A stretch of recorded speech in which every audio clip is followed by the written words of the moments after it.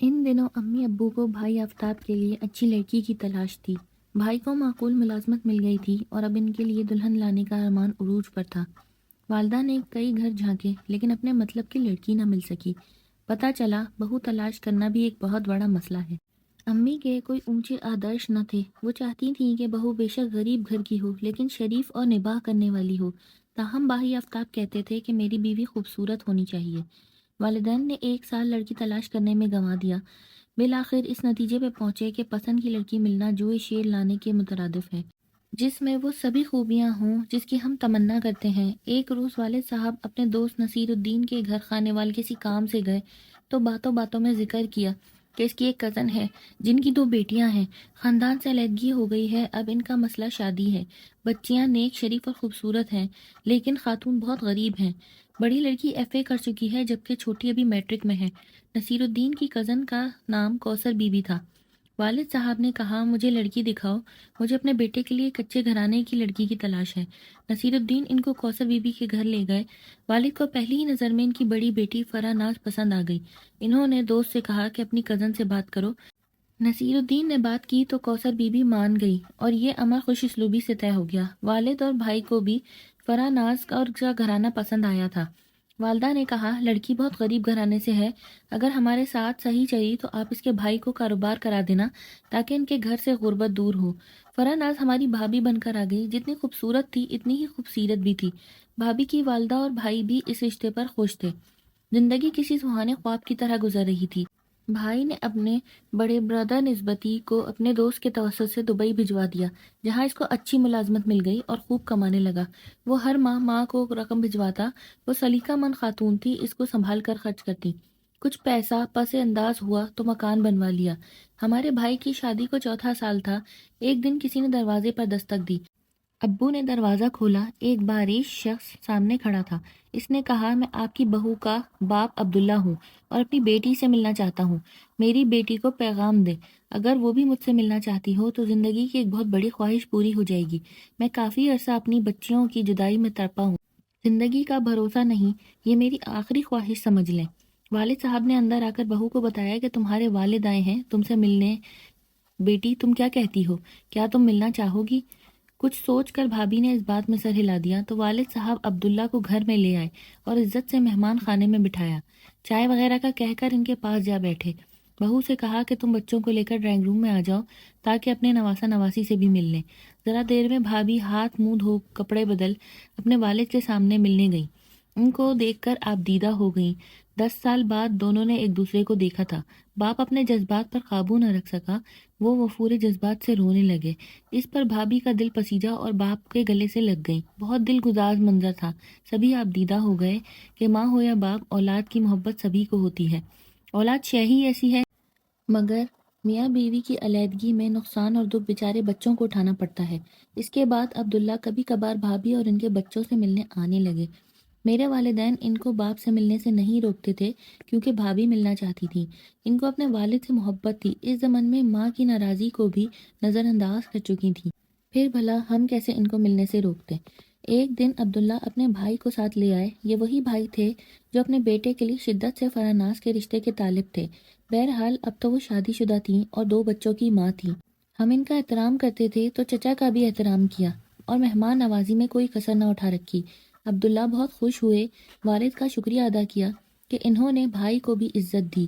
اس واقعے کو 1 ماہ گزر گیا کہ ایک دن عبداللہ آئے اور فرمائش کی کہ میں اپنی بیٹی کو 2-4 دن کے لیے اپنے گھر لے جانا چاہتا ہوں تاکہ یہ میری دوسری بیگم اور اپنے بہن بھائیوں سے مل سکے۔ دوسری ماں کے بچوں سے ملنے کے اشتیاق میں بھابھی فرح بھی باپ کے ساتھ ان کے گھر جانے کو تیار ہو گئیں۔ والد سے اجازت مانگی، انہوں نے دے دی۔ ان کے خیال میں باپ بھی ایسے ہی حقدار ہوتا ہے جیسے ماں ہوتی ہے۔ وہ ہر صورت اپنی اچھی اور پیاری بہو کی خوشی اور خوشنودی چاہتے تھے۔ پہلی بار بہو باپ کے گھر گئی، بھائی نے بہت سے تحفے تحائف لے کر دیے۔ ان کی دوسری ماں کی کوکھ سے جنم لینے والے بچوں اور سوتیلی ماں سے مل کر 2-4 روز بعد خوش خوش لوٹ آئیں۔ 2 ماہ بعد دوبارہ اپنے باپ کے گھر جانے کی خواہش ظاہر کی۔ بھائی نے اجازت دے دی، ڈرائیور ان کو چھوڑ کر آ گیا۔ اس بار وہ 2 دن گھر رہ کر لوٹی تو کچھ پریشان تھی۔ پوچھا کیا بات ہے، کیوں پریشان ہوں، وہاں خیریت تو ہے؟ انہوں نے چپ سادھ لی، کچھ نہ بتایا۔ کچھ دنوں بعد بھابھی کے چچا آئے اور بتایا کہ عبداللہ بھائی بہت بیمار ہیں، وہ نہیں آ سکتے اور فرح کو یاد کر رہے ہیں، بیٹی سے ملنا چاہتے ہیں۔ یہ سن کر بھابھی جلدی سے تیار ہو گئیں کہ میں اپنے باپ کی عیادت کرنے جانا ہے، جلد آ جاؤں گی۔ بھائی نے چچا کے ساتھ جانے کی اجازت دے دی۔ ہفتہ گزر گیا، وہ نہ لوٹی۔ ادھر دونوں بچے بہت پریشان تھے۔ وہ 1-2 دن کا کہہ کر گئی تھیں، جب 7 دن بعد بھی واپس نہیں آئیں تو بھائی بیوی کو لینے عبداللہ کے گھر پہنچ گئے۔ بیوی نے آنے سے انکار کر دیا اور کہا کہ میرے والد کی بیماری کی وجہ میری جدائی ہے، لہٰذا کچھ دن ابھی رہنے دیں، جب تک والد پوری طرح صحت یاب نہیں ہو جاتے، بچوں کو آپ سنبھال لیں۔ ہفتہ اور گزر گیا، فرح ناز نہ آئیں۔ دوبارہ لینے والد صاحب خود گئے۔ بھابھی اپنے والد کے گھر پہ نہ تھیں۔ انہوں نے کہا کہ بازار گئی ہیں، کچھ ضرورت کی اشیاء لینا تھی۔ جب بازار سے لوٹی تو بنی سوری جیسے کسی تقریب میں گئی تھیں اور ساتھ چچا زاد تھے، وہی ان کو لے کر گئے تھے شاپنگ کرانے۔ والد صاحب پریشان ہو گئے کہ یہ کیا معاملہ ہے۔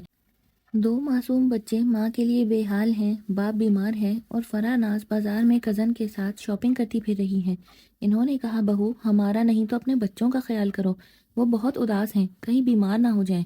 بولی آپ جائیے، میں 1-2 دن بعد خود آ جاؤں گی۔ حیرت کی بات یہ ہے کہ وہ نہ آئیں، لیکن ایک دن عدالت سے کچھ کاغذات موصول ہوئے۔ فرح بابی نے اپنے والد کی سرپرستی میں آفتاب بھائی سے خلا کے لیے دعویٰ دائر کیا تھا اور یہ اسی سلسلے کے نوٹس تھے۔ کسی نے سوچا بھی نہ تھا کہ کبھی زندگی کے کسی موڑ پر وہ ایسا قدم اٹھائیں گی۔ خدا جانے ان کی مت ماری گئی تھی یا باپ اور چچا نے ان پر کوئی جادو کر دیا تھا کہ اپنے معصوم بچوں کا بھی خیال نہ رہا۔ ہم سب تڑپ کر رہ گئے اور بھائی کی حالت دیدنی تھی۔ صلح کی کوشش کی، امی ابو کئی بار سمجھانے گئے، بالآخر ان لوگوں نے ہم پر اپنے گھر کے دروازے بند کر دیے۔ اب عدالت جانے کا یارہ کس کو تھا؟ پھر بھی آفتاب بھائی جاتے تھے، لیکن فرح بابی نے وہاں بھی منہ پھیر لیا۔ بالآخر کورٹ نے ان کے حق میں فیصلہ دے دیا۔ خلا لینے کے بدلے انہوں نے بچے بھائی جان کو دے دیے۔ بھائی 2 معصوم بچوں کے ساتھ آپ دیدہ گھر آئے تو والدہ کے گلے لگ کر بہت روئے، لیکن اب ان کے درد کا کوئی مداوا نہ تھا۔ وہ رو رہے تھے اور بچے بھی رو رہے تھے، یہ جانے بغیر کہ ہمارے ابو کیوں رو رہے ہیں۔ ہر شخص حیران تھا کہ کیا کوئی ماں ایسی بھی ہو سکتی ہے جو اپنے والد اور چچا کو راضی کرنے کی خاطر اپنا گھر، پیار کرنے والا شوہر اور بچے چھوڑ دے۔ یہ انوکھی سی بات تھی، کسی کو یقین نہ آتا تھا۔ بھابھی کی عقل کو کچھ ہو گیا تھا یا ان کو اپنے چچا زاد سے شادی سے قبل محبت تھی جس کو انہوں نے حالات کی وجہ سے کسی پر ظاہر نہ ہونے دیا۔ یہ وہ راز ہے جو آج تک نہیں کھلا۔ اس پر ان کی والدہ نے بھی لب کشائی نہیں کی، بلکہ خاموشی اختیار کر لی۔ ان کو اپنی بیٹی کی بے وفائی کا غم تھا۔